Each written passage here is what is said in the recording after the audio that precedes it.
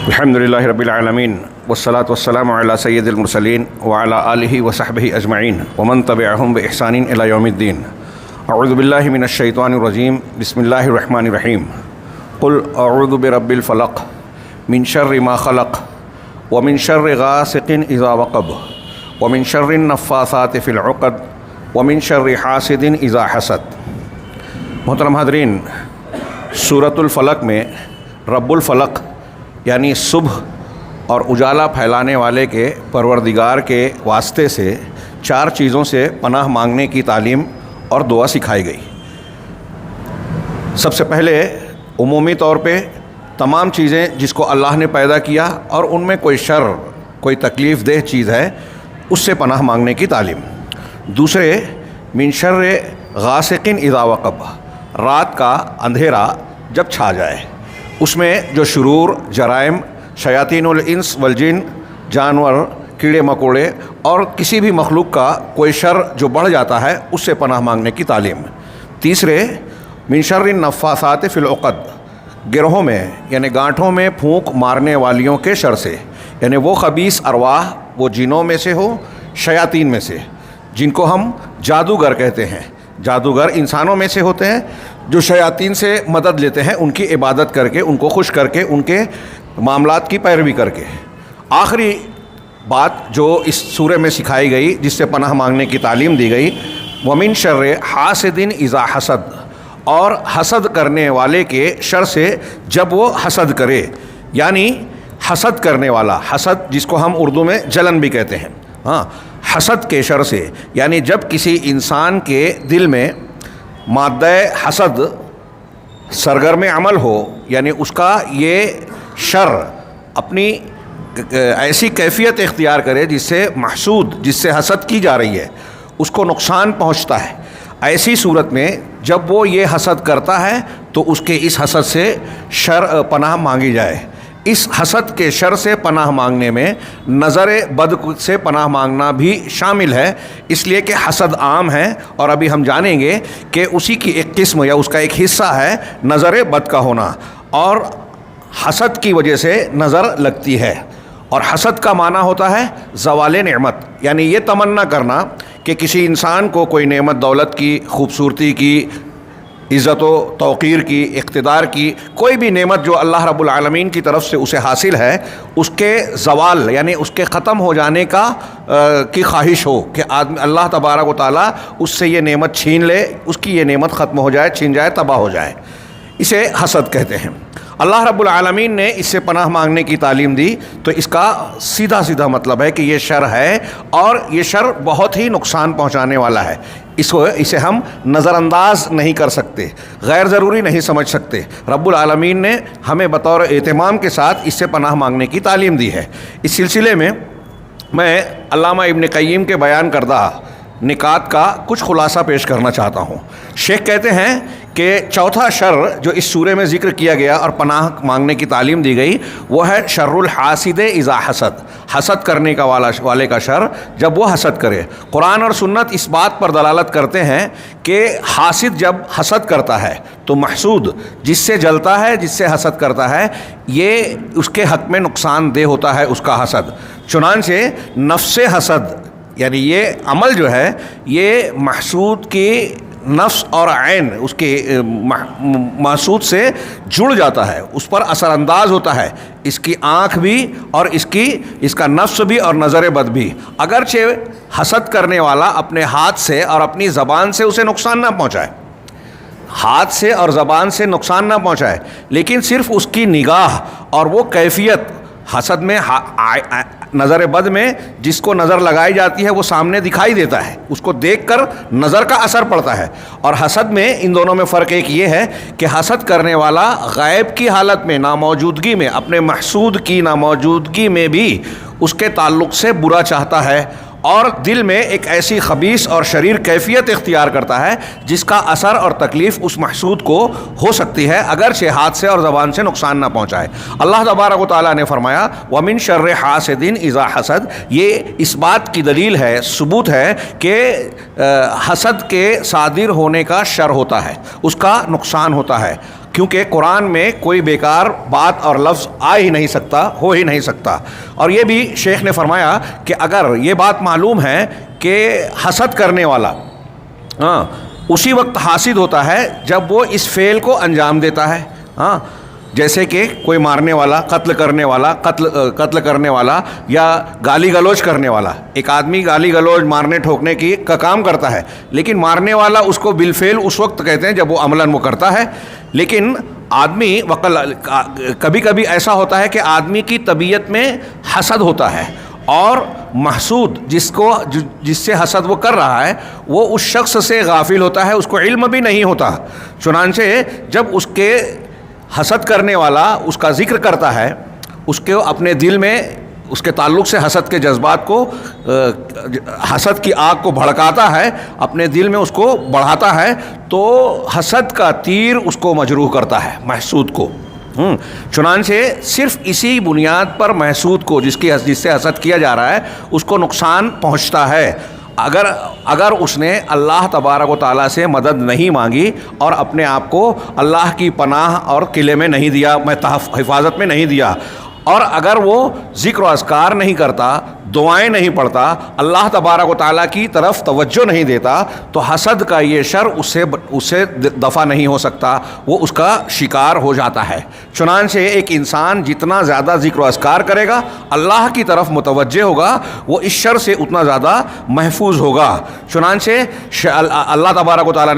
نے فرمایا اذا حسد، یہ اس بات کا بیان ہے کہ حاسد کا شر اسی وقت ہوتا ہے جب وہ اس فعل کو انجام دیتا ہے۔ حسد کرنے والا عمل کرتا ہے، ایک آدمی کسی سے حسد کرتا ہے، لیکن اگر کسی کو یوں ہی دیکھتا ہے یا جس وقت حسد کے جذبات سے عاری ہوتا ہے اس وقت اس کا نقصان نہیں ہوتا۔ صحیح حدیث میں حضرت اللہ کے نبی صلی اللہ علیہ وسلم پر حضرت جبرائیل کی دعا کرنے کا تذکرہ ہے۔ حضرت جبرائیل علیہ السلام نے رقیہ کیا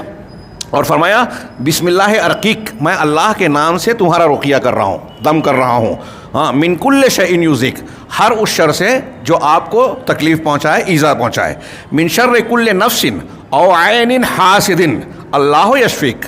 ہر نفس کے شر سے اور حسد کرنے والے کی عین یعنی اس کی نگاہ کے شر سے اللہ آپ کو شفا عطا فرمائے۔ یہاں شیخ نے اس حدیث کو پیش کر کے یہ استدلال کیا کہ دیکھیے اس حضرت جبرائیل کی اس دعا میں عین حاسد کا لفظ ہے، حسد کرنے والے کی نگاہ، اس کا مطلب حسد کرنے والے کی نگاہ کا اثر بھی ہوتا ہے، اور کبھی کبھی حسد کرنے والا بغیر دیکھے بھی اثر انداز ہوتا ہے۔ اور یہ بھی ہوتا ہے کہ جب حسد کرنے والا حسد کی نگاہ سے دیکھتا ہے تب نقصان ہوتا ہے، لیکن اگر وہ کسی چیز کو یوں ہی دیکھے لاپرواہی سے، بغیر حسد کے جذبات سے، تو اس کا کوئی اثر نہیں ہوگا۔ جیسے ایک آدمی مناظر کو دیکھتا ہے، سورج، چاند، ستارے، پیڑ پودے، پہاڑ کو دیکھتا ہے تو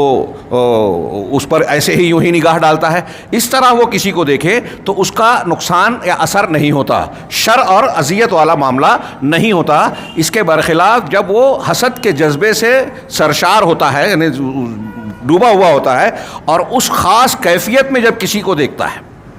تو اس کی نگاہ میں ایک بری تاثیر اور خباثت پائی جاتی ہے، اس کے جذبات میں ایک خباثت پائی جاتی ہے اور اس کا اثر ہوتا ہے۔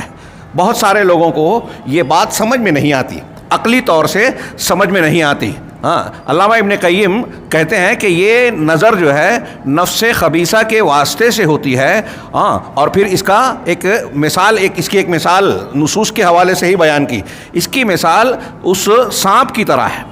کہ جب سانپ کسی کو ڈستا ہے تو اس کا زہر کا اثر ہوتا ہے، لدیغ جو ڈسا ہوا آدمی ہے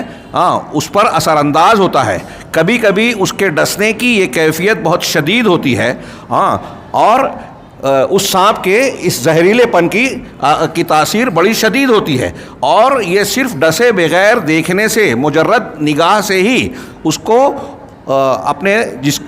جو اس کا شکار ہوتا ہے سانپ کا، اس پر اثر انداز ہوتی ہے۔ آگے میں تھوڑا شاید جملہ جوڑ دیا، ایک یہ کہ سانپ کے ڈسنے سے ایک نقصان ہوتا ہے، ایک یہ کہ بغیر ڈسے ہوئے کبھی کبھی کچھ سانپ ایسے ہوتے ہیں کہ صرف ان کی نگاہ سے جس کو وہ دیکھتے ہیں اس پر اثر انداز ہوتے ہیں۔ چنانچہ جس کو وہ دیکھتا ہے سانپ، اس کی نگاہ آنکھ چلی جاتی ہے، بینائی متاثر ہو جاتی ہے، یا پھر اگر عورت حاملہ عورت ہے تو اس کا حمل گرا دیتی ہے. جیسا کہ نبی صلی اللہ علیہ وسلم نے بخاری مسلم وغیرہ میں حدیثیں موجود ہے مختلف الفاظ سے، اس میں فرمایا کہ اقتلوہما، ابتر اور ذو الطفیتین، یہ دو سانپوں کا ذکر کیا. آپ نے ایک عمومی حکم پتہ بیان کیا کہ اگر گھر میں کسی کے سانپ نکل آئے تو وہ اس کو 3 مرتبہ کہے کہ کوئی اور مخلوق ہے تو چلا جا. ہاں، ایک مرتبہ کہنے سے چلا گیا، دوسرے دن پھر نظر آیا، پھر ایک مرتبہ کہنے سے چلا گیا، تیسرے دن پھر نظر آیا، پھر چلا گیا، چوتھے دن نظر آیا، مار دو. 3 دن کا بھی لفظ ہے، 3 مرتبہ کا بھی لفظ ہے. تو 3 مرتبہ کہنے پہ وہ چلا جائے، مار دو. یہ عام سانپوں کے تعلق سے آپ نے حکم دیا، لیکن آپ نے اس حکم سے مستثنیٰ کیا 2 قسم کے سانپ کو. ایک کو ابتر کہا جاتا ہے عربی میں، بترا مانے کٹنا. ابتر وہ سانپ جو دم کٹا ہوا ہو. ہاں، آپ لغت میں دیکھیں گے مصباح اللغات وغیرہ میں تو کٹا ہوا، دم کٹا ہوا سانپ، اور من الحیات کہتے ہیں کہ ایک چھوٹا اور زہریلا سانپ. وہ سانپ جو سکڑتا ہے بہت پھرتیلا ہوتا ہے اور انتہائی خبیث اور شریر ہوتا ہے، اس کو ابتر کہتے ہیں. بعض لوگ کہتے ہیں کہ یہ اتنا شریر ہوتا ہے کہ دوسرے سانپوں کا معاملہ یہ ہوتا ہے کہ آہٹ پا کے کسی کے آنے جانے سے وہ بھاگنے کی کوشش کریں گے، لیکن یہ سانپ کسی کے آنے پر اس کی طرف تعاقب کر کے اس پر حملہ کرنے کی، ڈسنے کی کوشش کرتا ہے. بہرحال یہ ابتر اور دوسرا ذو الطفیتین. ذو الطفیتین کے تعلق سے علامہ ابن عبد البر کہتے ہیں کہ یہ سانپوں کی ایک قسم ہے جس کی پیٹھ پر 2 سفید لکیر ہوتی ہے، اور جس کی طفیتین ابھرا ہوا، تو کچھ کہتے ہیں کہ اس کے اوپر کی آنکھیں جو ہیں ابھری ہوئی ہوتی ہیں. مصباح اللغات میں طفیون کا معنی دیا ہے خبیث قسم کا ایک سانپ. تو نبی کریم صلی اللہ علیہ وسلم نے ان 2 سانپوں کو تعین کر کے کہا کہ یہ دونوں اگر گھر میں نظر آئیں تو بغیر کچھ کہے ہوئے کہ تم اگر کوئی اور مخلوق ہو تو چلے جاؤ، یہ ان کو کہنے کی ضرورت نہیں ہے. بغیر کہے ہوئے اقتلوہما، ان دونوں کو مار دو، قتل کر دو. کیوں؟ فإنہما یطمسان البصر ویسقطان او یسقطان الحبل، اس لیے کہ یہ دونوں سانپ ایسے ہیں جو بینائی کو مٹا دیتے ہیں، ختم کر دیتے ہیں، اور حمل کو گرا دیتے ہیں. یہ علامہ ابن قیم نے نظر بد اور حسد کی تاثیر کی ایک مثال دی، اور خاص طور سے یہ ان لوگوں کو جو ہمارے یہاں یہ سمجھتے ہیں کہ اس چیز کا کوئی اثر نہیں ہوتا. ہاں، چنانچہ شیخ نے اس کی مثال دی کہ حدیث میں یہ ہے کہ یہ سانپ صرف اگر اس کی آنکھ میں آنکھ ڈال لے تو حاملہ جانور یا عورت اپنا حمل گرا دے، اور آدمی کی بینائی متاثر ہو جائے یا بینائی چلی جائے گی اس کے صرف دیکھنے سے. ہاں، فَإِذَا كَانَ هَذَا فِي الْحَيَّاتِ، شیخ نے کہا کہ جب یہ سانپوں میں یہ ہے تو وہ شریر نفوس جو غضب کی حالت میں ہوں اور حسد کرنے والے ہوں، جب وہ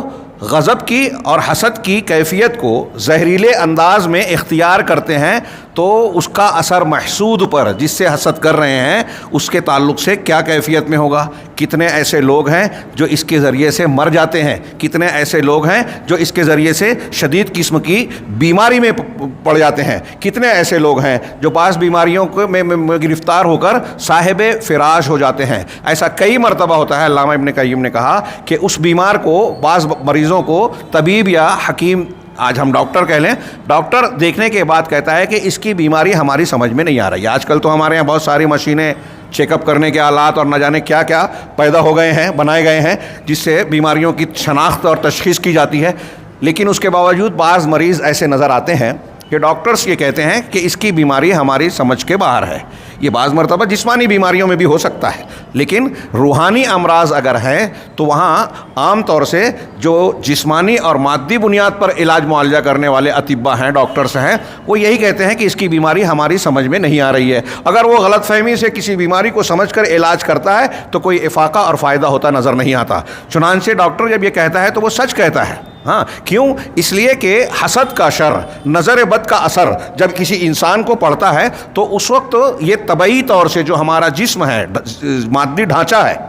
گوشت پوش کا لوتھڑا ہے، اس کے علم کی بنیاد پر وہ سبب معلوم نہیں ہوتا. ہاں، یہ ارواح کے علم، اس کی صفات اور کیفیات سے تعلق رکھتا ہے، اور ارواح کا جو معاملہ ہوتا ہے جسم اور طبیعتوں پر جو اس کے اثرات اور انفعالات ہوتے ہیں، یہ اس کا حصہ ہے. ہاں، اسے صرف وہی لوگ سمجھ پاتے ہیں جو خواص ہیں، عام انسان جو صرف مادی اور جسمانی علوم کے حامل ہیں وہ اس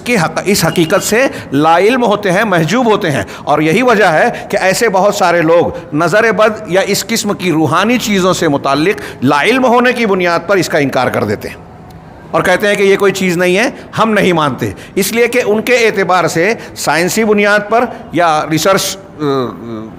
سینٹرز پر اس کو ثابت نہیں کیا جاتا جیسے مادے کا یہ اثر ہے، فلاں چیز کو ملانے سے کھانے سے یہ ہوتا ہے، اس سے بخار اترتا ہے، اس سے سر درد زائل ہوتا ہے وغیرہ وغیرہ، یہ فلاں مادے سے فلاں چیز کا دفاع ہوتا ہے۔ یہ جسمانی اور مادی چیز چونکہ ان کے سامنے نہیں ہوتی، اس لیے وہ ایسی روحانی چیزوں کو جو ہے نظر انداز کر دیتے ہیں اور اس کا انکار کر دیتے ہیں۔ شیخ نے اس پر تھوڑی سی لمبی بحث کی، لیکن تھوڑا روحانی قسم کی گفتگو ہے، فلسفیانہ انداز لگتا ہے۔ میں اپنے الفاظ میں اسے کہوں، شیخ نے کہا کہ جو عالم دنیا کے حالات کا جائزہ لے اور لطیف چیزوں پر غور کرے تو دیکھے گا کہ ارواح کے بھی کچھ نہ کچھ حقائق ہیں، کچھ نہ کچھ کیا ایک زندہ حقیقت ہے، اور اس کی بھی کچھ نہ کچھ تاثیرات ہیں، اور جسم میں انسان کے ظاہری ڈھانچوں میں ان ارواح کا بہت زبردست اثر ہوتا ہے۔ اس کی تفصیل میں نہ جاتے ہوئے شیخ نے آگے جو مثال دی کہ ایک دم موٹی سی چیز جو ہر شخص دیکھتا ہے کہ ایک آدمی کے جسم سے جب روح نکل جاتی ہے اور وہ مر جاتا ہے تو آپ غور کیجئے کہ وہ انسان صرف لکڑی کے ایک ٹکڑے یا گوشت کے لوتھڑے کی طرح ہو جاتا ہے۔ ابھی جو میں بات کر رہا ہوں آپ سن رہے ہیں، بہت ساری باتیں جانتے ہیں، حرکت و سکنات کر سکتے ہیں، لیکن روح کے نکل جانے کے بعد یہ ساری چیزیں غائب ہو جاتی ہیں۔ میں آپ سے بات کر رہا ہوں، آپ میری بات سن رہے ہیں، یہ کس بنیاد پر؟ ہمارے جسم کے اندر ہمارے ڈھانچے میں وہ روح موجود ہے تو ہم یہ ساری چیزیں کر رہے ہیں۔ صرف یہ روح نکل جائے تو ہمارا یہ جسم اپنا پورا کا پورا وجود رکھتے ہوئے بھی یہ علوم و معارف سے گم ہو جائے گا۔ دیکھنا، سننا، جواب دینا، کوئی حرکت کرنا، یہ ساری چیزیں غائب ہو جاتی ہے۔ اس سے پتہ چلا کہ ہمارا جو جسمانی وجود ہے، یہ جسم کثیف میں کچھ لطیف چیزیں موجود ہے، وہ وہی روح ہے، اور جب وہ لطیف چیز باہر نکل جاتی ہے تو پھر انسان پورا کا پورا انسان نہیں رہ جاتا۔ یہ بالکل واضح چیز ہے۔ اب یہیں ایک بات یہ نکلتی ہے کہ جب روح کی حقیقت ہے اور اس کے بغیر انسان کا وجود ادھورا ہے، تو انسان کا جسمانی معاملات جب ہم جانتے ہیں تو روحانی معاملات کے بھی اثرات یقیناً ہیں۔ جسمانی امور کو ہم تجربے سے، سائنس سے، تحقیقات کے ذریعے سے معلوم کر سکتے ہیں، لیکن روحانی اسباب کے صحیح چیزوں کو معلوم کرنے کا ذریعہ کیا ہے؟ تو وہ ہے قرآن، حدیث، اللہ تبارک و تعالیٰ کی وحی۔ بہت اچھی طرح سمجھیں۔ ایک طرف میں یہ کہہ رہا ہوں کہ روح موجود ہے اور روحانی تاثیرات، انفعالات، صفات اور حقائق موجود ہیں، اس کے اثرات ہوتے ہیں جو دکھائی نہیں دیتے، تجربات میں نہیں آتے، اس کی حقیقت ہے۔ لیکن ایک طرف یہ بھی حقیقت ہے، دوسری طرف یہ بھی ہے کہ ان کو سہارا بنا کے بہت سارے لوگ غلط باتوں کو ثابت کرنے کی کوشش کرتے ہیں، وہ چیزیں جو ثابت ہی نہیں ہیں، جس کی شرعی طور سے کوئی بنیاد بھی نہیں ہے، تجرباتی اور مشاہداتی طور پر بھی کوئی بنیاد نہیں ہے۔ چنانچہ دھوکہ دینے والے، جادو ٹونا اور نہ جانے کون کون سی اس قسم کی غیبیات کے جاننے کا دعویٰ کرنے والے لوگوں کو دھوکہ دیتے ہیں، اور پھر یہیں سے ایمان کا سودا اور دھندا شروع ہو جاتا ہے۔ تو وہ بھی سامنے رہے، اور یہ بات دھیان رہے کہ ان امور میں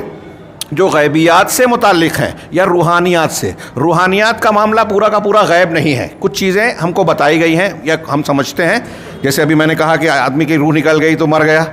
یہ سارے لوگ سمجھتے ہیں، جانتے ہیں، لیکن روح کی کیفیت اور حقیقت کو ہم نہیں جانتے۔ قرآن میں بھی ہے، اللہ کے رسول نے جب روح کے متعلق سوال کیا گیا تو اللہ نے فرمایا یسألونک عن الروح قل الروح من امر ربی وما اوتیتم من العلم الا قلیلا، کہ آپ سے روح کے بارے میں سوال کرتے ہیں، آپ کہہ دیجئے کہ روح کا معاملہ میرے پروردگار کے امر کا حصہ ہے،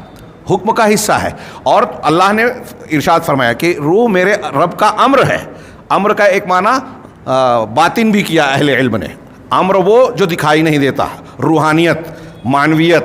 غیر مادی چیزیں۔ اور قرآن میں ہے الا لہ الخلق والامر، اللہ ہی کے لیے مخلوق ہے، اللہ ہی کا حکم ہے۔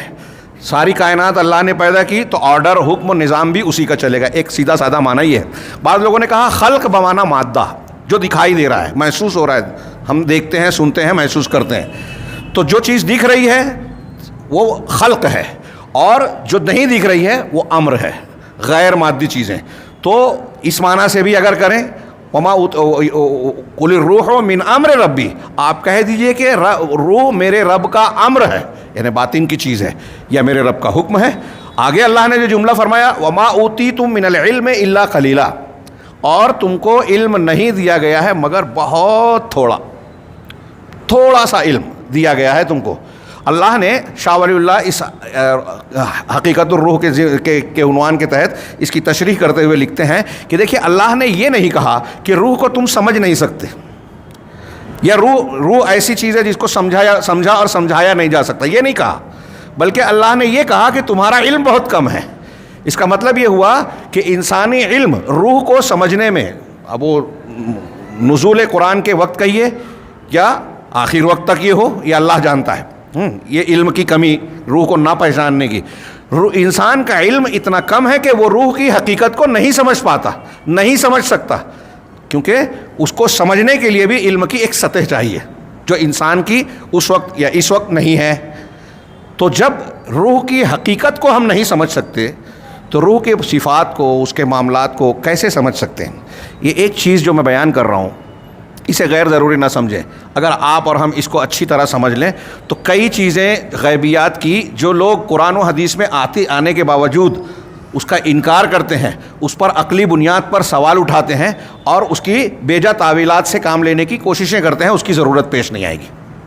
ہاں، میں نے اس سے پہلے عذاب قبر کا تذکرہ کیا تھا۔ اب عذاب قبر جب انسان مر جاتا ہے تو بے حس و حرکت ہو رہا ہے، اب روح کا اس کے جسم سے کیا تعلق ہے ہم نہیں سمجھ رہے ہیں۔ ہاں، اہل علم نے بیان کیا، ہاں،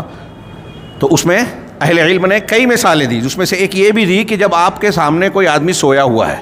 نیند کی حالت میں وہ خواب دیکھ رہا ہے، خواب کی حالت میں وہ ڈر رہا ہے، چیخ رہا ہے، چلا رہا ہے، بھاگ رہا ہے، آپ بغل میں بیٹھے ہوئے ہیں، اسے دیکھ رہے ہیں، آپ کی نگاہ اس پر پڑتی ہے، آپ کو وہ سائلنس اور سیدھا سادہ نظر آ رہا ہے، لیکن حالت خواب میں وہ خوف زدہ ہے، دہشت زدہ ہے، دوڑ بھاگ رہا ہے، چیخ چلا رہا ہے۔ اس کیفیت کا آپ کو وہاں بیٹھنے کے باوجود علم نہیں ہوتا۔ یہ ہم لوگ دیکھتے ہیں، سمجھتے ہیں، ہمارے اوپر خود گزرتی ہے کہ ہم ہمارے بازو میں ہمارا بھائی یا کوئی سویا ہوا ہے، ہم خواب دیکھ کر اچانک ڈر کے جاگتے ہیں اور دیکھتے ہیں کہ بازو میں ہمارا جو شخص سویا ہوا ہے وہ آرام سے نیند لے رہا ہے، اس کو ہماری اس کیفیت کا معمولی سا بھی احساس نہیں ہوتا۔ کتنی سادی اور واضح بات ہے یہ، ہر انسان تقریباً، شاید ہی کوئی ہو جو جس کو اس کا تجربہ نہ ہوا ہو۔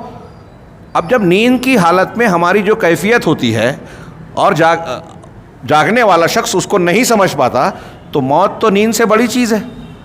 موت کی حالت میں لاش کے ساتھ اگر کوئی اس قسم کی بات ہو رہی ہے، اسے عذاب ہو رہا ہے یا اس کو نعمت اور لذت محسوس ہو رہی ہے، تو جاگنے والا یا زندہ انسان اس کو دیکھ کر کیسے کہہ سکتا ہے کہ اس پر یہ کیفیت نہیں ہے، یا کیا کیفیت سے وہ دو چار ہے؟ ہاں، تو میں یہ عرض کرنا چاہتا ہوں اس مثال کے ذریعے سے کہ یہ روحانی امور کا معاملہ ہمارے بیان سے یا بعض مرتبہ ہماری سمجھ سے باہر ہوتا ہے، اور اس کے بارے میں صحیح علم ہونا اور جاننا، یہ اس کی بنیاد حقیقت میں وحی الہی پر ہے جو انبیاء کرام علیہم الصلاۃ والسلام کے ذریعے سے ہم تک پہنچتی ہے۔ اور نبی کو نبی کہتے ہیں، میں نے اس سے پہلے بارہا ذکر کیا کہ نبی کا لغوی معنی ہوتا ہے خبر دینے، نبا مانے خبر، عما یتساءلون عن النبأ العظیم، سورہ نبا ہے نا، یعنی خبر، نبا مانے خبر، اور نبی نبا سے ہی بنا ہے، یعنی خبر دینے والا۔ نبی کون سی خبر دیتے ہیں؟ دنیا کے امور کی، اس ملک اور اس ملک کی، حالات و واقعات کی نہیں، غیبیات کی خبر بیسیکلی بنیادی طور سے دیتے ہیں۔ اللہ رب العالمین کے احکام اور وہ چیزیں، شریعت اور شرعی احکام کی، عقائد و احکام کی وہ چیزیں جو اللہ کی طرف سے بندوں کی طرف اتاری گئی ہے اور بندوں کے لیے بطور شریعت اس کا ماننا ضروری ہے زندگی گزارنے کی ہدایت کے طور پر، تو انبیاء کرام اسی کی خبر دیتے ہیں۔ اب اس تناظر میں اگر دیکھا جائے تو انبیاء جو غیب بتاتے ہیں، جس غیب کی خبر دینے کے لیے نبی آئے ہیں اور وحی الہی کی بنیاد پر وہ دنیا کو خبریں دے رہے ہیں کہ اللہ کی ذات ایسی ہے، اس کی صفات ایسی ہے، جنت ہے، جہنم ہے، مرنے کے بعد یہ ہوگا، میدان محشر میں یہ معاملات ہوں گے، یہ ساری باتیں غیب کی ہیں، اور وہ کہاں سے بتا رہے ہیں؟ وحی الہی سے۔ یہ باتیں اللہ کے انبیاء برحق کے علاوہ کوئی آدمی، دنیا کا کوئی انسان اپنے تجربے سے، مشاہدے سے، خواب سے، کشف سے نہیں بتا سکتا۔ اس کی بنیاد صرف اور صرف وحی الہی پر ہوتی ہے۔ ہاں، اور نبی کی یہ خبریں وہاں سے شروع ہوتی ہے جہاں سے انسان کے جاننے کے اسباب ختم ہوتے ہیں۔ ان غیبیات کو جاننے کا ہمارے پاس کوئی ذریعہ سبب دنیاوی اعتبار سے نہیں ہے، جیسے ہم سائنس کو، میڈیکل کو، فلکیات کو، مادوں کے خواص کو تجربہ کر کے جانتے ہیں، سمجھتے ہیں،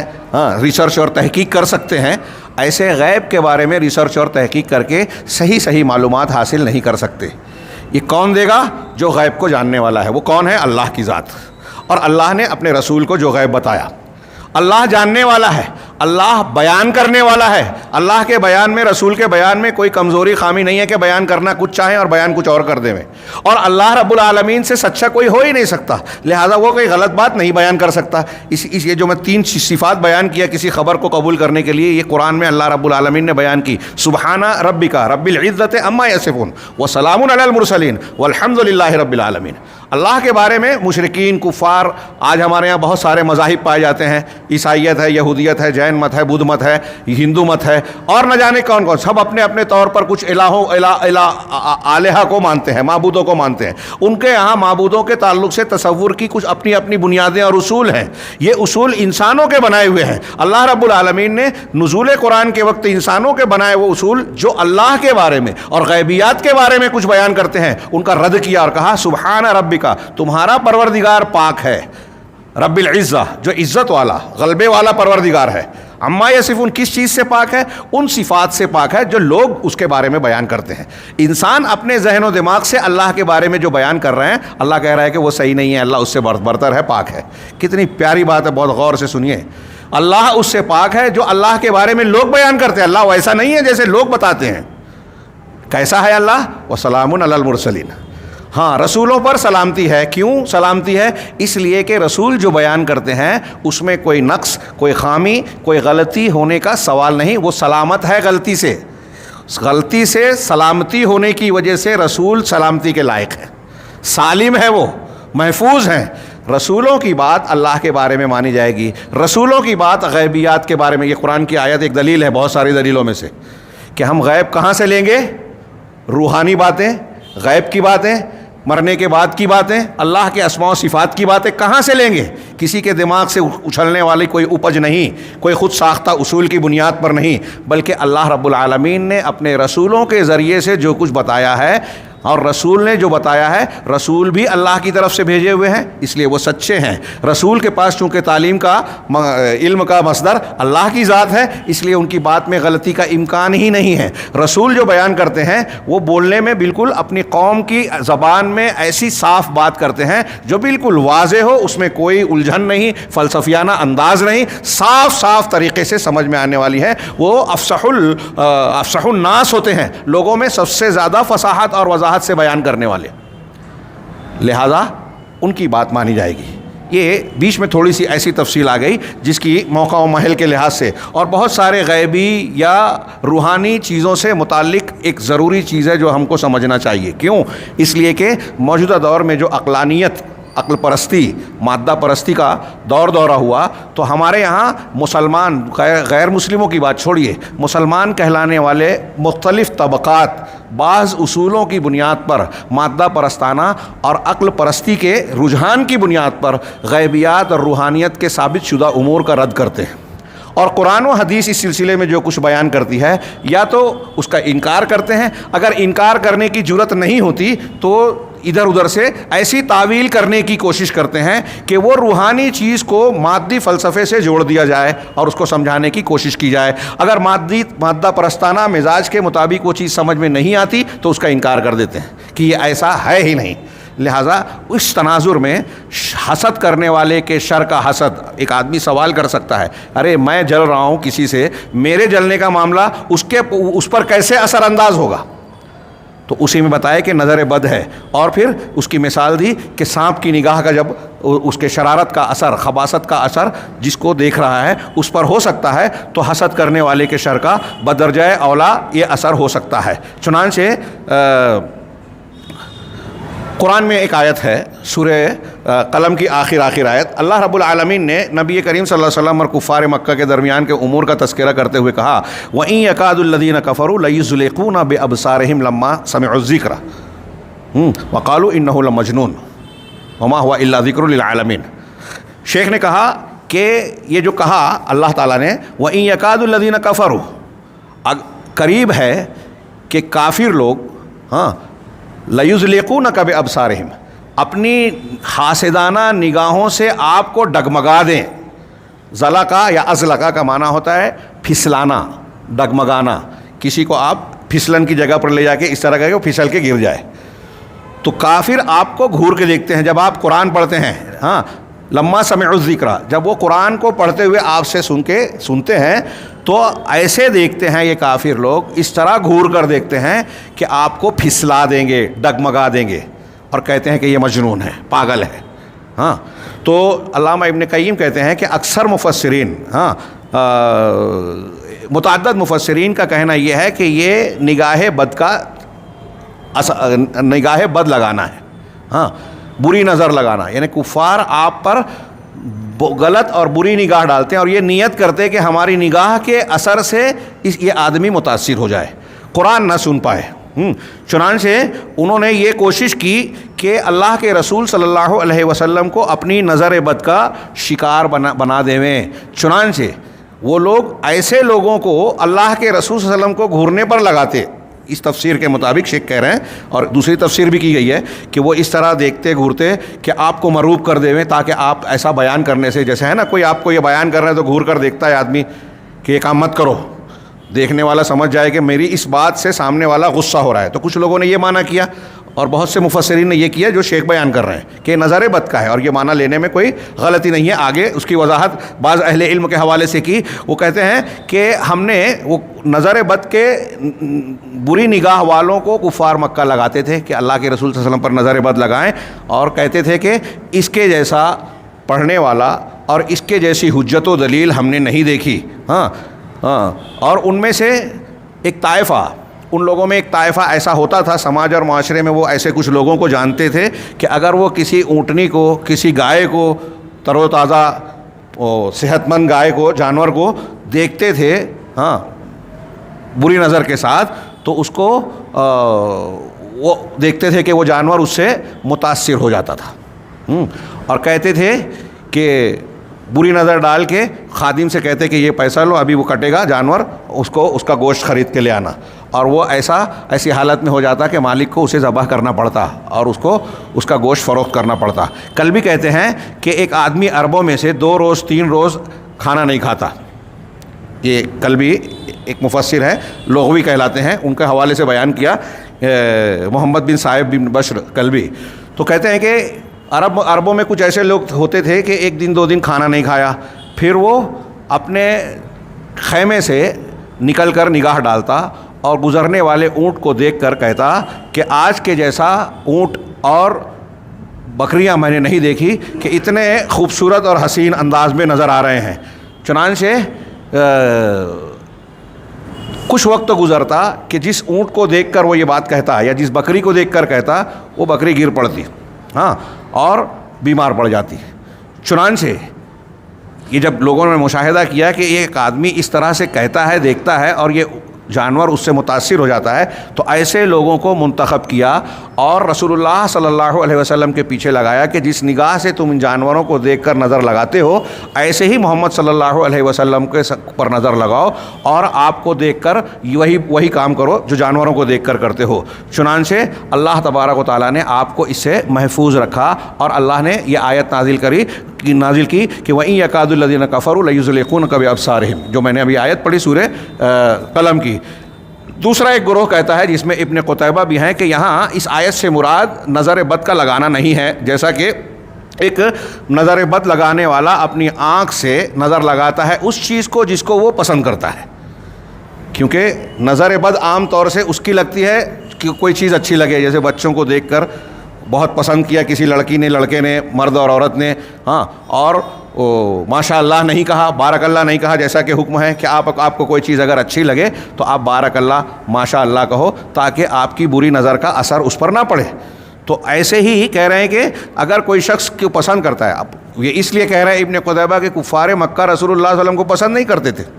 بظاہر دشمنی رکھتے تھے. تو انہوں نے کہا کہ وہ اس طریقے سے دیکھتے تھے. اللہ کے نبی صلی اللہ علیہ وسلم جب قرآن لوگوں کے سامنے پیش کرتے، پڑھ کر سناتے، تو یہ کفار مکہ عداوت، دشمنی اور بغض و عناد کے ساتھ انتہائی غضبناک نگاہوں سے دیکھتے تھے. ایسے دیکھتے تھے کہ آپ کو گرا دیں گے، شدید گھورنے کے ساتھ. زجاج کہتے ہیں یعنی اس طریقے سے دیکھتے تھے ایسے غضبناک نگاہوں سے کہ آپ پچھڑ جائیں, کیونکہ وہاں ایک کہنے والا یہ کہتا تھا نظر علیہ نظرن کاد یسرعنی, وہ مجھے ایسی نگاہ سے دیکھ رہا ہے کہ مجھے پچھاڑ دے گا, جیسے ہمارے کہتے ہیں کہ ایسے وہ اس طرح دیکھ رہا ہے جیسے مجھے کاٹ کھائے گا, ہمارے یہاں بھی بولا جاتا ہے. تو اس تناظر میں یہ بات کہی گئی. حالانکہ شیخ زجاج کہتے ہیں کہ وہ لوگ رسول اللہ صلی اللہ علیہ وسلم کے قرآن کے سنانے کے وقت کی اس کیفیت کو شدت سے برا جانتے تھے اور نگاہوں کو بغض و عناد کے ساتھ ڈال کر گھورتے تھے اللہ کے رسول. علامہ ابن قیم ان اقوال کو نقل کرنے کے بعد کہتے ہیں کہ میں یہ کہتا ہوں کہ نظر بد, کسی منظور جس کو دیکھا جائے, نظر لگائی جائے, نظر بد کا اثر منظور پر ایک ہی وجہ سے نہیں ہوتا, کبھی کبھی شدید عداوت کے سبب سے بھی ہوتا ہے اور حسد کے سبب سے بھی, اور یہ حسد اس کی نگاہ کا اثر ڈالتی ہے. اب اگر آپ حسد غضب اور غصے کی حالت میں دیکھ رہے ہیں, پسند نہیں کرتے, تو یہی حسد ہوا, یہ بھی نظر بد کی ایک قسم ہوئی. ہاں, جیسا کہ حسد نفس حسد اثر انداز ہوتی ہے, ایسے ہی نگاہ کا برائی کے ساتھ, غصے کے ساتھ, دشمنی کے ساتھ کسی پر ڈالنا یہ بھی اثر انداز ہوتا ہے. ہاں, اور جس طرح کی نظر ہوتی ہے اس طرح کا اثر اس شخص پر پڑتا ہے جس کو دیکھا جا رہا ہے. جیسا زہریلا اور خباثت والا جذبہ ہوتا ہے ویسا اس پر اثر پڑتا ہے. کبھی وہ مر سکتا ہے, کبھی بیمار پڑ سکتا ہے, کبھی اس کا کام ادھورا رہ سکتا ہے. اور یہ نظر بد کبھی کبھی پسندیدگی کی وجہ سے ہوتی ہے کہ کسی چیز کو آپ نے بہت ہی اچھائی سمجھ کر دیکھا اور ماشاء اللہ بارک اللہ نہیں کہا, تو یہ نگاہ بد ہو جاتی ہے. اور وہ شخص جو ہے جس چیز کو دیکھ رہا ہے اس کو پسندیدگی کی نگاہ سے دیکھتا ہے یا استعظام کی نگاہ سے. ایک آدمی جیسا کہ میں نے بتایا حیوان کو, جانور کو, اس کو دیکھتا ہے سرسری نگاہ سے, ویسے دیکھے تو کوئی اثر نہیں. ہاں, اور حسد اور نظر بد میں یہ بھی فرق پڑتا ہے کہ کبھی کبھی انسان ایسی چیزوں پر بھی نگاہ ڈالتا ہے جس سے اس کو حسد نہیں ہوتی. کوئی جانور کو دیکھ کر بہت پسند کر لیا اور اس پر شرارت کی نظر ڈالی, تو اس بنیاد پر وہ نظر بد کا شکار ہو جاتا ہے. چنانچہ اس نظر بد میں جو پسندیدگی کی وجہ سے پڑتی ہے, اس میں بھی نفس کی ایک ایسی کیفیت ہوتی ہے جس میں شرارت اور شر ہوتا ہے, اور وہ نظر کے شکار آدمی پر یا چیز پر اثر انداز ہوتی ہے. اسی کو بعض مرتبہ ایک انسان اپنے آپ کی بھی نظر لگا دیتا ہے. اس سلسلے میں اللہ کے رسول صلی اللہ علیہ وسلم کے فرامین, میں نے کہا کہ نص بنیاد ہوتی ہے. بہت سے متعدد حدیثوں کو شیخ نے نقل کے, میں ایک دو روایت کا ذکر کروں. ایک بخاری مسلم کی ایک حدیث ہے. ہاں, حضرت عامر عبید بن رفاعہ سے روایت کرتے ہیں کہ اسما بنت عمیس رضی اللہ تعالی عنہا صحابیہ ہیں. وہ کہتی ہیں یا رسول اللہ ان بنی جعفر تصیبہم العین افنسترقی لہم, کہ بنو جعفر کے لوگ جو ہیں ان کو نگاہ بد بہت لگتی ہے, ان کو نظر لگتی ہے, تو کیا ہم ان کے لیے رقیہ کریں؟ آپ نے فرمایا نعم, فلو کانا شیء یسبق القضاء لسبقتہ العین. ہاں,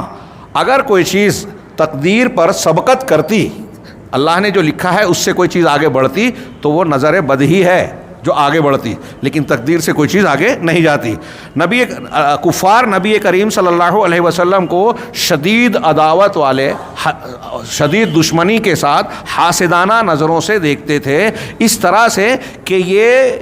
پھسل جائیں, ڈگمگا جائیں. اگر اللہ رب العالمین آپ کی حفاظت نہ کرتا تو یہ اثر ہو سکتا تھا. یہ نظر لگانے والے کی تاثیر کا سب سے سخت مرحلہ ہوتا ہے. چنانچہ جو یہ کہتا ہے کہ انہو من الاصابۃ بالانعداء ھذا المعنی, اللہ کے رسول صلی اللہ علیہ وسلم نے بری نظر کے لگنے سے اسی معنی کو مراد لیا ہے. اور جو شخص یہ کہتا ہے کہ لیس بہ ارادہ ان نظرہم لم یکن نظر استحسان, کہ ان کی نظر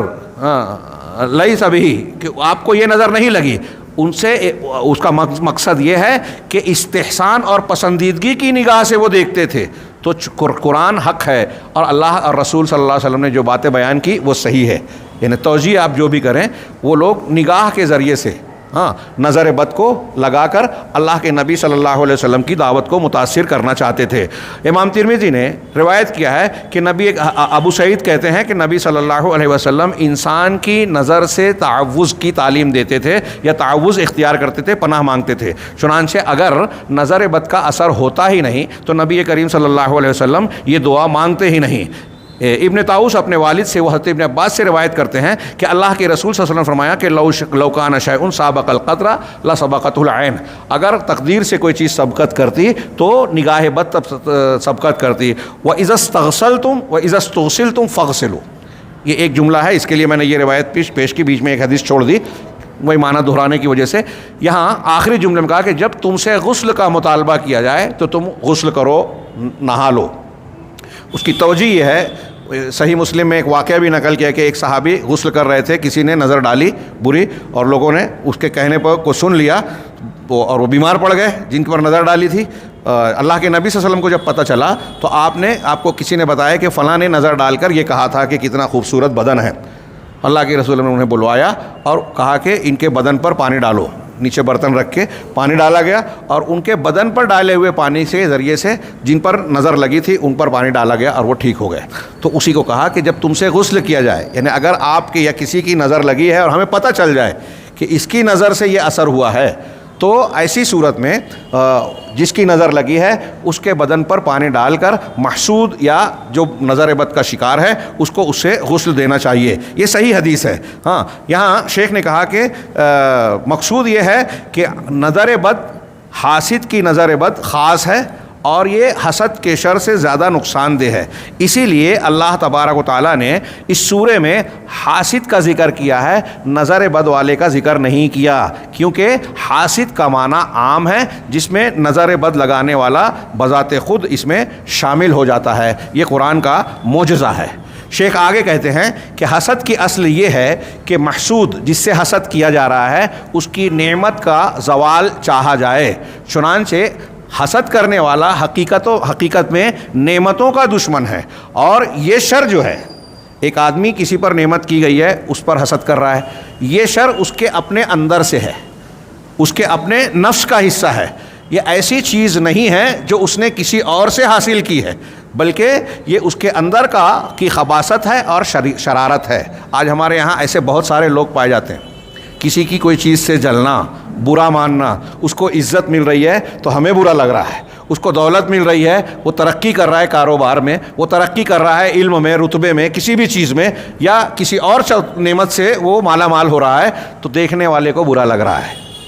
یہ بہت کامن بیماری ہے ہمارے یہاں۔ ابھی آپ اگر موقع رہا تو ذکر کروں گا کہ حسد کے کئی پہلو ہیں، ہاں، کئی جو ہے درجات ہو سکتے ہیں۔ ہاں، برخلاف یہاں شیخ نے ایک بہت اچھا نقطہ بیان کیا، علامہ ابن قیم نے، کہ حسد کرنے والا جو حسد کرتا ہے یہ اس کے اپنے نفس کی خباثت ہوتی ہے، اس کے اندر کی شرارت اور برائی ہے۔ اس کے برخلاف جادوگر کا معاملہ ہے۔ کیوں؟ جادو جو کرنے والا ہے وہ شخص دوسرے امور سے فائدہ لیتا ہے، مدد لیتا ہے، اور شیطانی ارواح سے مدد لیتا ہے۔ اسی لیے اللہ واللہ عالم، دیکھیے یہ حکمت بتا رہے ہیں، اسی لیے ایسے موقعوں پر ہمارے اسلاف واللہ عالم کہتے تھے کہ اللہ کے کلام میں یہ حکمت معلوم ہو رہی ہے، ضروری نہیں ہے کہ ہم جو سمجھ رہے ہیں صحیح ہے، یہ احتیاط ہوتا تھا کہ اسی وجہ سے واللہ عالم اس صورت کے اندر اللہ رب العالمین نے حاسد کے شر اور جادوگر کے شر دونوں کو اکٹھا بیان کیا۔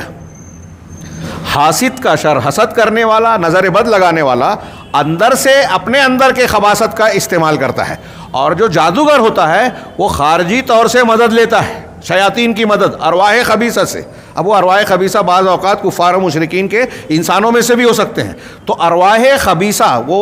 دوسرے امور میں، جادو کے سلسلے میں شیاطین کی روحانی قوتوں سے یا نہ دکھائی دینے والی چیزوں سے وہ مدد حاصل کرتا ہے۔ اس لیے کہ ان دونوں شر کا جو اثر ہے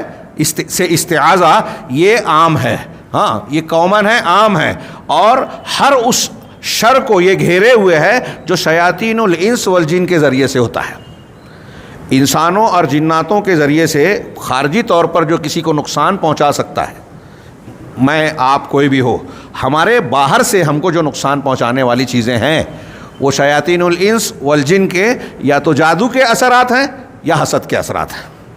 بہت زبردست جامع بات کہی شیخ نے۔ ہاں، فالحسد من شیاطین الانس والجن والسحر من النوعین، کہہ رہے ہیں کہ حسد جو ہے انسانوں اور جنوں کے شیاطین کی جانب سے ہوتا ہے، اور جادو بھی دونوں قسموں کی طرف سے ہو سکتا ہے، دونوں ایک دوسرے کی مدد کرتے ہیں۔ ہاں، اور حسد کرنے والا شیطان اپنے طور سے حسد کرتا ہے، ہاں، انسان اپنے طور سے حسد کرتا ہے، جو حسد کر رہا ہے یہ اس کے اندر سے آ رہا ہے، اور جو جادو کر رہا ہے وہ باہر سے بھی مدد لے رہا ہے۔ بقیہ قسم ینفرد شیاطین الجن، ایک ایسی قسم شر کی باقی ہے جس میں شیطان منفرد ہے، انسان کے ساتھ نہیں ہے۔ وہ کیا ہے؟ اور وہ دل میں وسوسہ ڈالنا ہے۔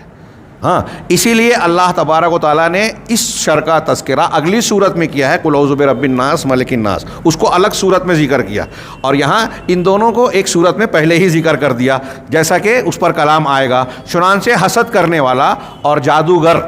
یہ دونوں محسود اور مسحور، محسود جس سے حسد کیا جائے، مسحور جس پر جادو کیا جائے، ان دونوں پر کو تکلیف دیتے ہیں اس انسان کے اپنے عمل کے بغیر۔ میرے خلاف کوئی حسد کر رہا ہے، مجھ پر کسی نے جادو کیا، اللہ محفوظ رکھے ان شرور سے، ہاں، میرے خلاف جو کیا، تو یہ دونوں چیزیں میرے اندر سے کوئی اس کا تعلق نہیں ہے،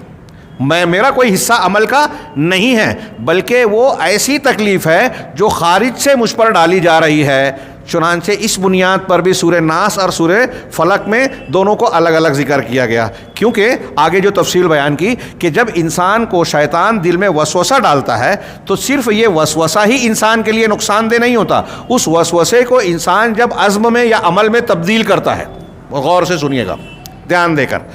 ہاں، شیطان ایک انسان کے دل میں وسوسہ ڈال رہا ہے، صرف وسوسہ آیا اور باہر نکل گیا، اس نے جھٹک دیا، نکال دیا اپنے دل و دماغ سے، تو وہ محفوظ ہے، اس کا کوئی گناہ نہیں ہے، کیونکہ اس میں کوئی دخل ہے ہی نہیں۔ ہاں، اللہ کے رسول صلی اللہ علیہ وسلم کی حدیثیں اس سلسلے میں موجود ہیں، صحابہ نے آ کے کہا کہ ہمارے دل میں کچھ ایسی باتیں آتی ہیں کہ ہم زبان پر لانا بھی اس کو بہت بڑا شر اور کفر سمجھتے ہیں، تو اللہ کے رسول صلی اللہ علیہ وسلم نے فرمایا کہ کیا تم اس کو پاتے ہو؟ کہا ہاں، کہا ذاک صریح الایمان، ہاں، یہ صریح ایمان ہے، آپ کا دل کا ایمان ہے کہ ایک چیز آپ کے اندر آئی جو غلط ہے، آپ نے اپنے ایمان کی بنیاد پر اس کو جھٹک دیا، نکال دیا،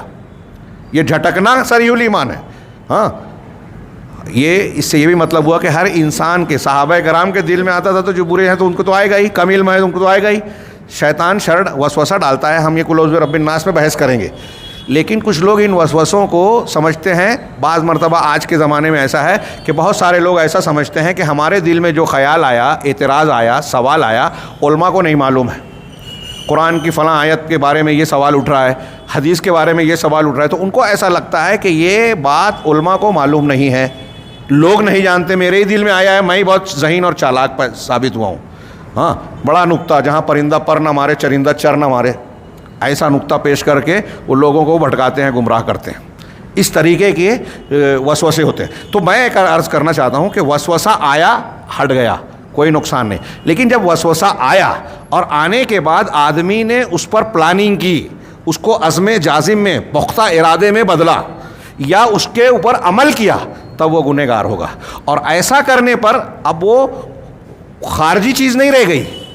شیطان نے وسوسہ ڈالا اور آدمی نے اس کا رد عمل اختیار کیا، اس کا اثر قبول کیا، تو اب یہاں خود انسان کا اپنا عمل اور اکتساب اس میں شامل ہو گیا۔ حسد کرنا اور جادو کرنا یہ دوسرے نے کیا، انسان کا اپنا اس میں کوئی حصہ نہیں ہے۔ ہاں، اور وسوسے کے اثر کو قبول کرنا، اس میں انسان کا اپنا دخل ہو جاتا ہے۔ شیخ نے اس سلسلے میں اس کا ذکر کرتے ہوئے بڑی پیاری تفصیل بیان کی، میں اسے چھوڑ رہا ہوں۔ اس ضمن میں سورہ بقرہ کی آیت نمبر 102 کا ذکر کیا، وَاتَّبَعُوا مَا تَتْلُو الشَّيَاطِينُ عَلَىٰ مُلْكِ سُلَيْمَانَ وَمَا كَفَرَ سُلَيْمَانُ وَلَٰكِنَّ الشَّيَاطِينَ كَفَرُوا، اس آیت کو ذکر کیا اور کہا کہ اس آیت میں جو اسرار احکام ہیں اور قواعد بیان کیے گئے ہیں، اور جو لوگ جادو کا انکار کرتے ہیں ان لوگوں کا جس طریقے سے قرآن کی اس آیت سے رد ہوتا ہے وہ بہت ہی زبردست ہے۔ لیکن کہہ رہے ہیں کہ ہم یہاں جو بحث کر رہے ہیں وہ جادو اور حسد اور ان دونوں صورتوں کو الگ الگ لانے کی حکمت بیان کر رہے ہیں، وہ بحث ہم نے دوسرے مقامات پر کی ہے، یہاں ان اسرار اور رموز پر یا ان احکامات پر بات کرنے کا موقع نہیں ہے، چنانچہ شیخ نے اسے چھوڑ دیا۔ میں بھی اسی طرف اشارہ کر رہا ہوں کہ ان آیتوں سے یہ ثابت ہوتا ہے کہ جادو ہوتا ہے، ان آیتوں یہ سے ثابت ہوتا ہے کہ جادو کرنے والا، سیکھنے سکھانے والا جو ہے وہ کافر ہوتا ہے، کفر اور شرک ہوتا ہے، وہ شیاطین سے مدد حاصل کرتا ہے۔ ہاں، اب دوسری چیز جو شیخ نے ذکر کی اس بحث کے بعد کہ ان کا حسد سے متصف ہونا، ہاں کہہ رہے ہیں تو قرآن میں یہ اس کا تذکرہ بہت ہے، مسلمانوں کے تعلق سے یا انسانوں کا ایک دوسرے کے متعلق حسد کرنا۔ چنانچہ کہتے ہیں ام یحسدون الناس علی ما آتاہم اللہ من فضلہ، کیا وہ اس بات پر حسد کرتے ہیں جو اللہ نے ان کو فضل سے نوازا ہے۔ اسی طرح سورہ بقرہ کی 109 آیت میں فرمایا وَدَّ كَثِيرٌ مِّنْ أَهْلِ الْكِتَابِ لَوْ يَرُدُّونَكُم مِّن بَعْدِ إِيمَانِكُمْ كُفَّارًا، کہ بہت سارے کفار یہ چاہتے ہیں، اہل کتاب کے کفار، اہل کتاب یہود و نصارہ، یہ اس زمانے کی بات تھی، آج بھی چاہتے ہیں۔ ان کی مشنریز کام کر رہی ہیں، فلموں کے ذریعے سے، میڈیا کے ذریعے سے، نصاب تعلیم کے ذریعے سے، عورتوں کی آزادی کے نام پر یہ مسلمان گھروں پر اعتراض کر کے، اسلامی احکامات میراث کے مسائل پر اعتراض کر کے، نوجوانوں کو جو ہے وہ گلیمر دکھا کے، چمک دمک دکھا کے، جوئے کی شکل کو جاذب دکھا کے، آج کل ٹی وی چینل پہ جوئے کی مختلف شکلوں کو بہت اشتہار آ رہا ہے، رمی سرکل، جنگلی رمی اور بینکنگ سسٹم، آپ یہ اس ایپ صرف لے لے تو آپ کو اتنا قرض مل جائے گا، آپ کو یہ چھوٹ ملے گی، آپ اتنا پیسہ جیت سکتے ہیں، اور اس دلدل میں بہت سارے لوگ آنکھ بند کر کے جو ہے وہ بہکتے اور شکار ہوتے جا رہے ہیں۔ یہ شبہات اور شہوات کے فتنے ہیں۔ تو یہ ان کے حسد کی بنیاد پر کی گئی کوششیں ہیں کہ وہ مسلمانوں کو اسلام سے بہکانا چاہتے ہیں اور ان کو ڈگمگانا چاہتے ہیں۔ تو کہا اہل کتاب میں سے بہت سے لوگ حسد کرتے ہیں کہ کاش کہ وہ تم کو ایمان لانے کے بعد کافر بنا دیتے، لو یردونکم من بعد ایمانکم کفارا، تمہارے ایمان لانے کے بعد تم کو پلٹا کر کفار بنا دیتے، حسدا من عند انفسہم، یہ قرآن کہہ رہا ہے کہ اپنے دل کے حسد کی وجہ سے، من بعد ما تبین لہم الحق، یہ واضح ہو جانے کے بعد، یہ حق کے واضح ہو جانے کے بعد کہہ رہے ہیں کہ شیطان، ساحر اور حاسد یہ ایک دوسرے سے ملتے ہیں اور ایک دوسرے سے بات چیت کرتے ہیں، ایک دوسرے کی مدد کرتے ہیں، لیکن حسد جو ہے، حاسد جو ہے، حسد کرنے والا، یہ شیاطین کی مدد کرتا ہے بغیر شیطان کے مطالبہ کیے ہوئے۔ ایک آدمی جب حسد کرتا ہے تو وہ اپنے حسد کے ذریعے سے شیطان کی مدد کرتا ہے، حالانکہ اس کا مقصود یہ نہیں ہوتا۔ آپ کو یہیں ذکر کر دوں، شاید وہ بھی تذکرہ ہے آگے، لیکن وہ تفصیل میں شاید نہ جا پائیں، کہ آدم علیہ السلام کو شیطان نے جو سجدہ نہیں کیا، اللہ کا حکم نہیں مانا، تکبر کیا، اس تکبر سے بھی پہلے جو گناہ اس نے کیا تھا وہ حسد تھا۔ حضرت آدم علیہ السلام یا انسانوں پر اسے حسد تھا، حسد کی بنیاد پہ کہ میرے مقابلے میں اس کو اہمیت دی جا رہی ہے۔ پھر حابیل قابیل کا معاملہ جو ہوا، قابیل نے قتل کیا، جو اہل کتاب کی کتابوں میں یہ نام آتا ہے، قابیل نے آدم کے بیٹے نے جو پہلا قتل کیا، اس قتل کرنے کی بھی پہلی وجہ، پہلا سبب حسد تھا۔ سوچئے حسد کتنا بڑا شر ہے، اس کے نتائج یا اثرات کیا ہو سکتے ہیں۔ یعنی بنیاد میں حسد تھا، پھر اس نے اقدام کیا جو ہے ظاہری طور پہ الگ قتل کا، یہ الگ بات ہے، لیکن اس پر ابھارنے والی جو آگ تھی، اس کو بھڑکانے والی، غضب میں مبتلا کرنے والی، وہ حسد کی ہی آگ تھی۔ کہہ رہے ہیں جس طریقے سے آدم علیہ السلام کے شرف اور آپ کے فضل کی بنیاد پر ابلیس نے سجدہ کرنے سے منع کیا، چنانچہ حسد کرنے والا، شیخ کہہ رہے ہیں حسد کرنے والا ابلیس کے مشابہ ہوتا ہے۔ ہاں، میں سمجھتا ہوں اگر آج ہم لوگوں میں سے، میں اپنے آپ کو بھی کہہ رہا ہوں، ہم اپنے دلوں میں جھانکیں، غور کریں، تو ابلیس سے مشابہت کا یہ پہلو ہم میں سے ہر ایک میں پایا جائے گا۔ عام بات ہے ہمارے یہاں سماج اور معاشرے میں، عام طور سے کہا جاتا ہے کہ عورتیں بہت زیادہ حسد کرتی ہیں دوسروں سے، لیکن عورتوں کا حسد کا جو معاملہ ہے وہ کچھ بنیادوں سے واضح ہو جاتا ہے۔ ہاں، دنیا کی بڑی بڑی جنگیں، بڑے بڑے فساد، اختلاف، جماعت کے اختلاف، آج ہمارے ہاں جو سماج میں ہم دیکھتے ہیں کچھ لوگ آ کے کسی کی برائی کر رہے ہیں، ارے وہ مولانا تو ایسے ہیں، ان کے گھر کا معاملہ ایسا ہے، وہ تقریر کر رہے ہیں لیکن ان کے گھر کا معاملہ ایسا ہے، ان کو جماعت میں ذمہ داری دی گئی ہے لیکن ان کا ایسا معاملہ ہے۔ یہ کیوں کر رہے ہیں وہ؟ جب آپ ان سے بات کریں گے تو وہ ظاہر یہ کریں گے کہ دین کی بنیاد پر۔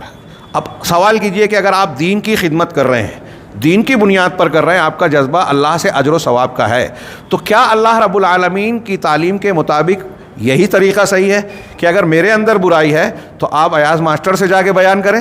آپ فلاں سے جا کے بیان کریں، فلاں کو بھڑکائیں میرے خلاف، میرے بارے میں کہیں، یہ دین ہے؟ یا اس سے اصلاح ہوگی؟ اس سے کون سا اجر و ثواب ملے گا؟ ہاں، اور اگر آپ مسجد کے امام پر آپ کو اعتراض ہے، مؤذن پر اعتراض ہے، ٹرسٹی صاحب پر اعتراض ہے، ان کو بدل دو، ان کو بدل دو، ان کو بدل دو، ہم نے ابھی بدل دیا، آپ کو اعتراض ہے اس لیے، جو دوسرا آئے گا اس سے دوسروں کو اعتراض ہوگا، پھر اس کو بدلیں گے، تیسرے کو تیسرے سے اعتراض ہوگا، اس کو بھی بدلیں گے، یہ سلسلہ کہاں تھمے گا؟ ہاں، ہمارے یہاں جب یہ آپ ایسے لوگوں کو جو اس قسم کے مطالبات کرتے ہیں، اعتراضات کرتے ہیں، ان کو بس ایک چیز نظر آتی ہے، جس شخص کو وہ ٹارگیٹ کر رہے ہیں، جس شخص کو سے وہ حسد کر رہے ہیں، نشانہ بنا رہے ہیں، بس اس کا برا ہو. آگے کیا مسئلہ ہونے والا ہے، یا پھر ہم یہ کہیں ان سے جب سوال کرتے ہیں جماعتی امور میں، ہمارے یہاں آپ دیکھیں گے کہ کوئی محفوظ نہیں ہے لوگوں کی زبان سے. ایک آدمی، ایک، تو میں یہ کہتا ہوں جب ایک بھی ایسا نہیں ہے جس کو سب اچھا کہیں، اور ہو بھی نہیں سکتا. ایک بھی ایسا آپ کو آدمی نہیں ملے گا جس کو سب اچھا کہیں، جس کو سب قبول کریں. تو بتائیے کہ پھر کیا ہم جماعتی نظام کو، مسجد کے نظام اور کام کو چلانے کے لیے اللہ رب العالمین سے کل سے یہ دعا کرنے لگیں کہ فرشتوں کو نازل کر جن میں کوئی عیب نہ ہو اور لوگوں کو اعتراض نہ ہو، کچھ فرشتے دے دیں تاکہ ہم جماعت کی ذمہ داریاں، مسجد کی ذمہ داریاں، امامت کی ذمہ داری اس کو سونپ دیں. ہاں، یہ ہم لوگ سوچتے نہیں ہیں. اللہ رب العالمین کی یہ تعلیمات روزمرہ کی زندگی سے کنیکٹڈ ہے. ابھی میں بیان کر رہا ہوں، اور جو سنے گا یا جہاں جہاں یہ بات پہنچے گی، وہ ایسا نہیں ہے کہ یہ من شر حاسد اذا حسد پڑھا نہیں ہے، جانتا نہیں ہے، لیکن غور نہیں کرتے، مانتے نہیں ہیں. اپنی نفسانی خواہشات، اپنے جذبات اللہ رب العالمین کی تعلیم اور حکم پر غالب ہے.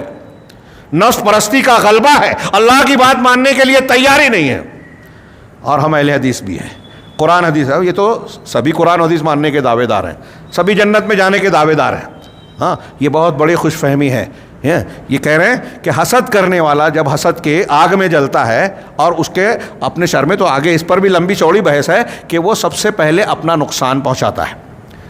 حسد کرنے والا جب حسد کرتا ہے نا، تو جس سے حسد کر رہا ہے، جس کا نقصان چاہتا ہے، اس کا نقصان ہو یا نہ ہو، یہ جو حسد کر رہا ہے اس کا تو 101% پکا ہے کہ نقصان ہوگا. یہ ایمان کو اور نیکیوں کو کھانے والا معاملہ ہے. یہ انسان کو اپنے آگ میں جھلسانے والا معاملہ ہے. جب آپ جذبہ حسد میں مبتلا ہیں اور اسی کے بارے میں زیادہ سوچ رہے ہیں تو آپ نیکیاں کم کریں گے. نیکی کے جذبات، تعمیری فکر آپ کی متاثر ہونا ہی ہے، اور پوری قوم اس جذبے میں مبتلا ہے. ہاں، اب تو ہمارے ہاں اجتماعی امور، آپ کسی بھی سطح پہ دیکھ لیں، دینی امور میں، جماعتی امور میں، ایک جماعت کوئی کام کرنا ہے تو دوسرے کمپٹیشن میں وہ کہتی ہے میرے نام ہو، میرا کریڈٹ ہو. ابھی کچھ لوگ بتاتے ہیں کہ سیاسی طور پہ ہمارے ہاں ایک سڑک پاس ہوتی ہے، ایک پل جو ہے طے ہوتا ہے، ایک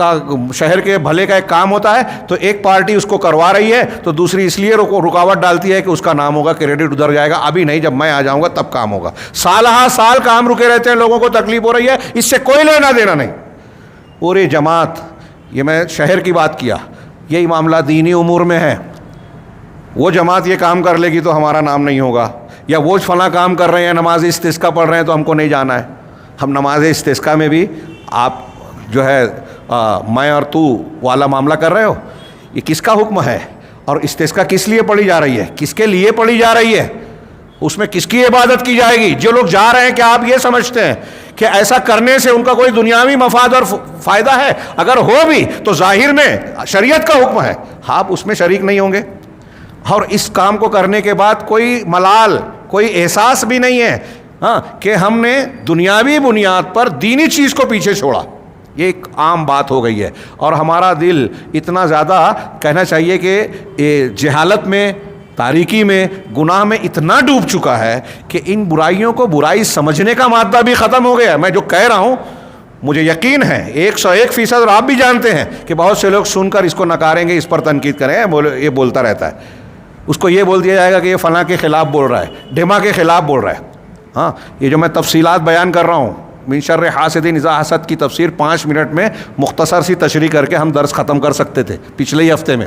یہ جو تفصیل بیان کر رہا ہوں صرف اس لیے کہ ہم کو آج اس کی شدید ضرورت ہے.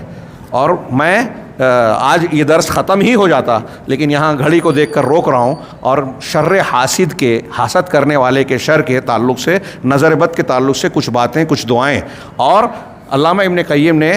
10 اسباب بیان کیے ہیں کہ حسد کرنے والا جب حسد کرتا ہے اور اس کا شر اور تکلیف ہوتی ہے تو اس سے ہم اور آپ کیسے بچیں. شریعت کی تعلیم کی روشنی میں 10 چیزیں بیان کی ہیں. انشاءاللہ اگلے درس میں ہم وہ 10 چیزیں بھی جانیں گے. اللہ رب العالمین ہمیں دین کو سمجھنے اور اس پر عمل کرنے کی توفیق عطا فرمائے، اور اس کی برکت سے دنیا اور آخرت میں کامیابی سے نوازے. وآخر دعوانا ان الحمد للہ رب العالمین، وصلی اللہ علی نبینا محمد.